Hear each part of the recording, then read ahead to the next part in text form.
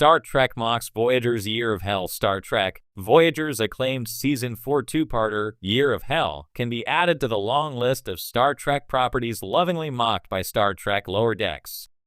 It's not the first time that Star Trek Voyager has stood in Lower Decks' line of fire.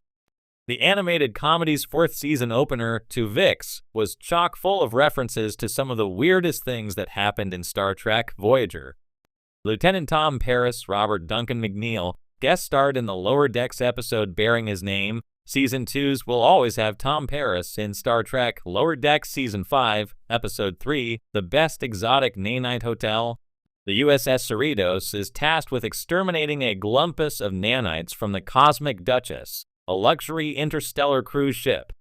Rather than being a colony of sentient microorganisms like the ones from Star Trek The Next Generation, Lower Decks' nanites are controlled by a central source.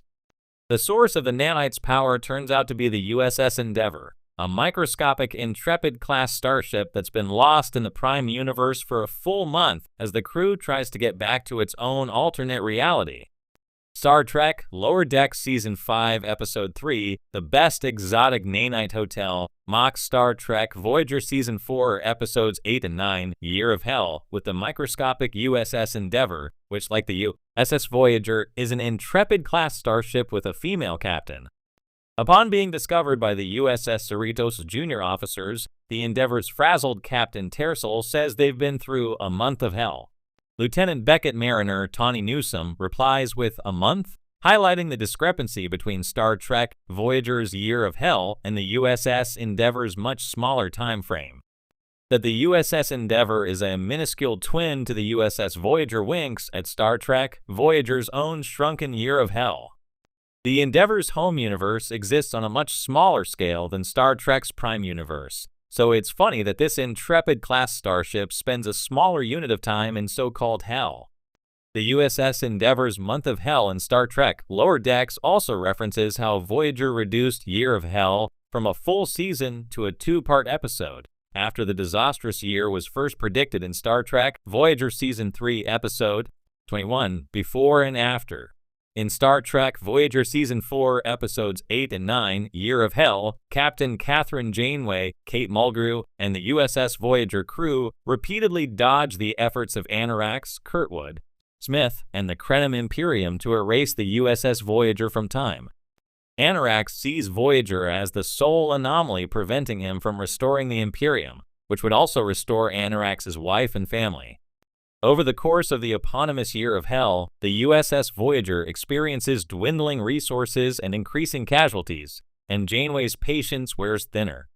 It's a darkly refreshing change of pace for Star Trek Voyager. Year of Hell is often regarded among Star Trek Voyager's best episodes. Anarax and Janeway are evenly matched in their dedication to protecting those they love, Anarax with his family, and Janeway with her crew. So the question of who will triumph is answered by who is willing to risk everything for their cause. Of course, it's Janeway. The Krenim, using time-altering technology as a weapon to secure their lost Imperium, is a creative science fiction conceit not often seen in Star Trek. These concepts could have been explored much further had Year of Hell followed its original plan. Year of Hell, a two-part episode from Star Trek Voyager, is widely regarded as one of the most ambitious and impactful story arcs in the series. The plot dives deep into themes of sacrifice, time manipulation, and existential dread as Voyager faces destruction from a relentless enemy known as the Krenim. However, the storyline is not without its flaws, and over time it has become somewhat of a target for mockery and critique within the fandom. Whether it's the reset button ending, the missed opportunities for deeper character development, or the sheer scale of devastation that is rendered irrelevant, the Year of Hell is ripe for parody. At the heart of this mockery is the infamous reset button ending, a trope that many Star Trek episodes are guilty of, but which felt particularly egregious in Year of Hell.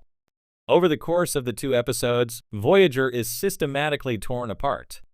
Key members of the crew die or are gravely injured, the ship is nearly obliterated, and Captain Janeway herself sacrifices everything in a final, desperate attack against the Krenim time weapon ship. Yet, after all this build-up, all this tension, the entire timeline is reset in the final moments, as if none of it ever happened. The Krenim's time weapon is destroyed before it can wreak havoc, meaning all the deaths, sacrifices, and battles across the 2 episodes are instantly erased. While the reset device isn't unique to Star Trek in Year of Hell, it was particularly frustrating because of the emotional investment viewers had made over the course of the story. In essence, nothing changed. Fans and critics alike have lampooned the reset as a way of cheating out of the story's implications. By the end of the episode, Janeway and the crew are left as if nothing happened, and all the trauma is erased. Imagine enduring a year of hell only to wake up and find out it was all a dream, a convenient dream where none of the hardships have lasting consequences. For those who hoped for a darker, grittier Voyager, the reset undermined the potential for character development. Imagine what it would have been like to see a ship still limping from the damage done, to witness how a year of hell changed Janeway as a leader and the crew's bond. In mocking the reset button element, fans often rewrite alternate endings where the consequences of the Year of Hell stick. In these humorous reimaginings, Voyager is a patchwork of debris and salvage, and the crew navigates through the Delta Quadrant in a barely functional ship. Janeway is often depicted as grizzled and bitter, grumbling about how she's seen some stuff. In some parodies, she's sporting an eye patch, commanding with a sort of pirate ferocity. The crew's tight-knit camaraderie is played up to the point where they're almost too close. Everyone knows everyone's darkest secrets from their Year of Hell, leading to awkward and hilarious interactions. Another point of mockery is the villainous Krenim, particularly the character of Anarax, the obsessive Krenim scientist who wields the time weapon to correct the timeline. His tragic obsession with restoring his lost family by erasing entire species and civilizations from existence makes him a perfect target for parody. In mock versions, Anarax is often reimagined as a time-obsessed hoarder, not so much trying to restore the timeline as trying to organize his existence with the same energy some people apply to tidying their closet. "If I just erase this species, maybe my socks will finally be in order," he mutters in one fan comic, emphasizing his comically single-minded dedication to the task at hand.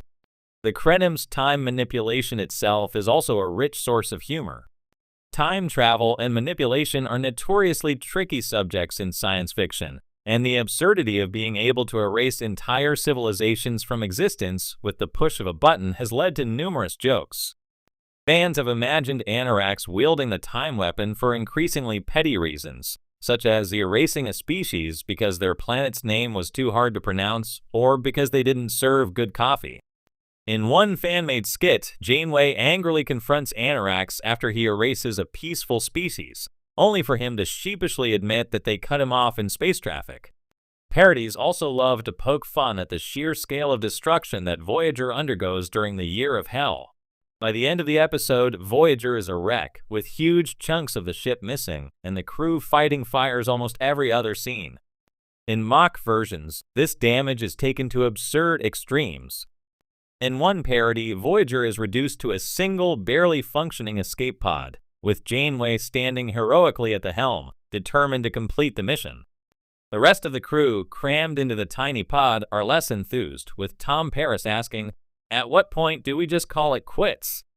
Ultimately, the Year of Hell episodes are a testament to both the strengths and weaknesses of Star Trek Voyager. While they are among the most memorable episodes of the series, they are also ripe for mockery, particularly when it comes to the reset button ending and the